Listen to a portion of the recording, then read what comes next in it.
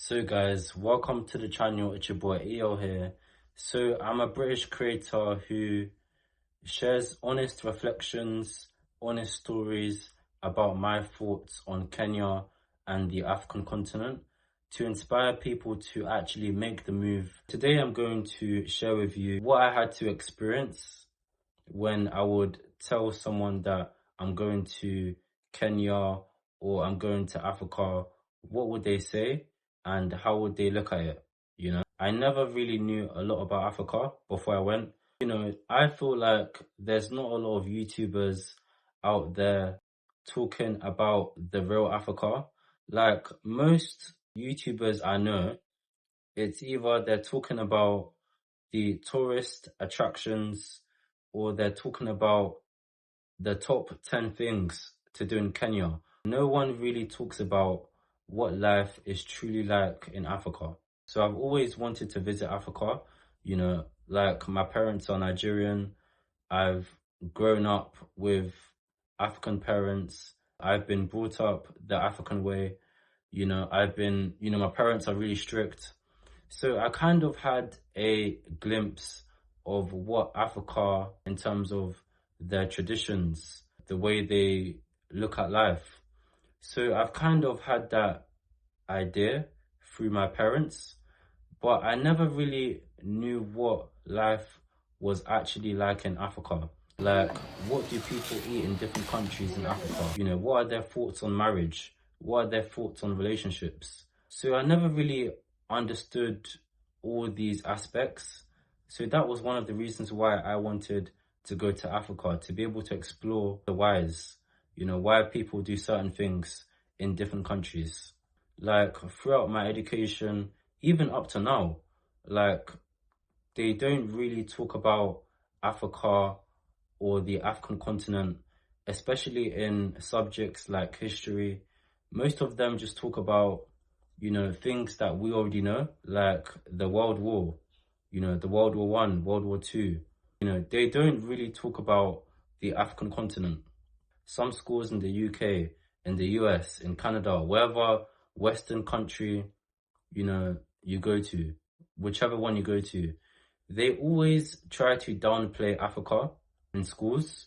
They always try and tell you that, oh yeah, Africans were slaves and they were brought to the UK or the US by ships. And I know for a fact that is bullshit. You know how there's always two sides to a story and one person is telling you half, or probably not even the whole story. Countries like the UK, the US, they don't want you to go to Africa, which leads me to the common warnings and fears that people had around me.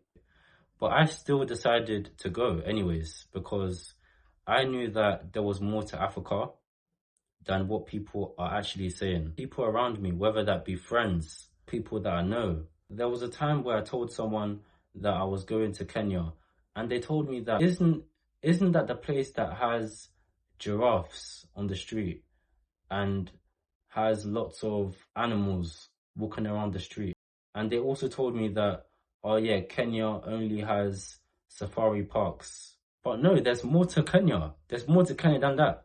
So imagine me being a 23-year-old wanting to explore Kenya, and all I'm hearing is negative things about Kenya, negative things about Africa. Of course, that is going to play with my mind. But I decided to not listen to them. I decided to do what I want to do, to explore what I want to explore. Because at the end of the day, us as human beings, we have to try new things. We have to try new experiences to grow as a person. You can't just expect to be in America, in UK all your life. And every time I would talk to my friends about going to Africa, they would always look at me like I'm delusional, that I don't make any sense. I look at it in a different way. I'm thinking, okay, me going to Africa, I have a chance to discover something new. That's what you get in countries like the UK, the US. People have this negative mindset and opinion about Africa. Also, I've had some situations where some of my family members have this negative perception about Africa, you know. I think it's because, for example, I'm Nigerian and most of my family members, they come from Nigeria and they grew up in places like Nigeria, not having a positive experience. They're used to crime in Nigeria. So obviously they're gonna have a bad perception about Africa. And with all these things going on in Nigeria, with the war and the violence, it's not making things any better. But what you need to know is that not every country in Africa is like that.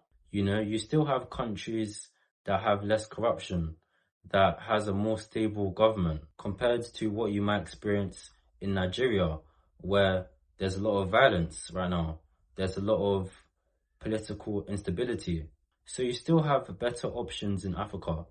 So that was one of the things that I had to face. So when I finally made the decision to go to Africa, to visit countries like Kenya, it made me happy to prove the haters wrong, to finally show them that, look, this is what Africa is like. Show them that, look, Africa has a really good development. It has good infrastructure. Show them that there's more to Kenya, there's more to Africa than, safari parks, than, seeing giraffe on the road. I mean, you probably won't even see that on the road, but that's what people think in the UK or in America. It was also nice to see people doing well in the continent, whether that be Kenya, or Cape Verde. For example, when I was talking to this guy, right, he told me that he moved from the UK to Kenya, and he told me that, ever since he made that move to Kenya with his family and his kids, he's had a better life. He's had more time to do the things that he loves doing. Whereas in the UK, he told me that, yeah, he had no time to do what he wants to do, that when he came to Kenya, he's had more happiness in his life. It just makes me happy to see that people are doing well in the continent.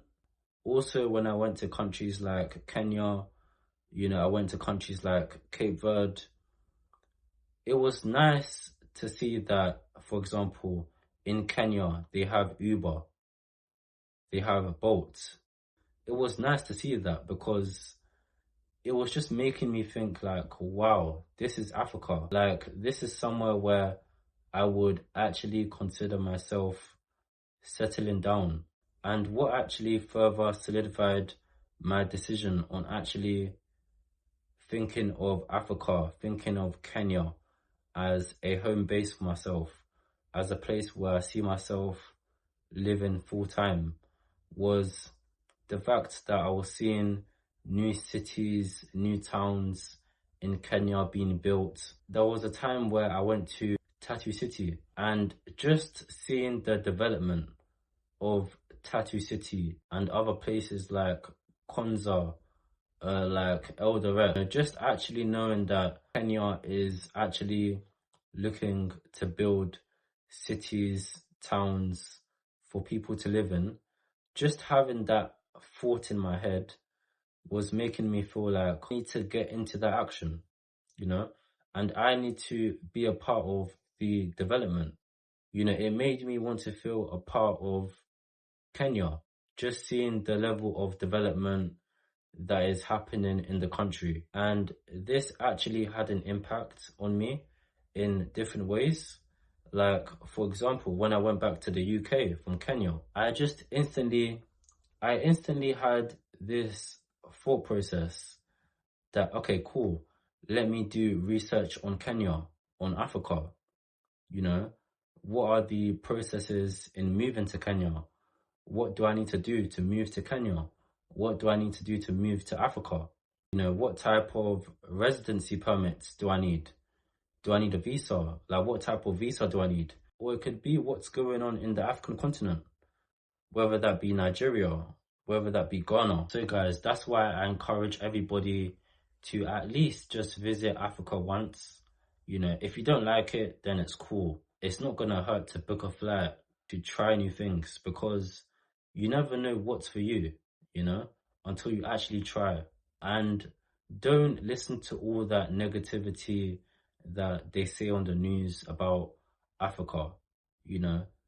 You are in control of your own thoughts. The only person that's stopping you from visiting Africa is you. Is you. So no one else. So guys, this is the end of the video. I hope you enjoyed it. So if you want honest reflections, stories to inspire you guys to move to Kenya or Africa, make sure to subscribe, like the video, and comment down below what you think. Peace.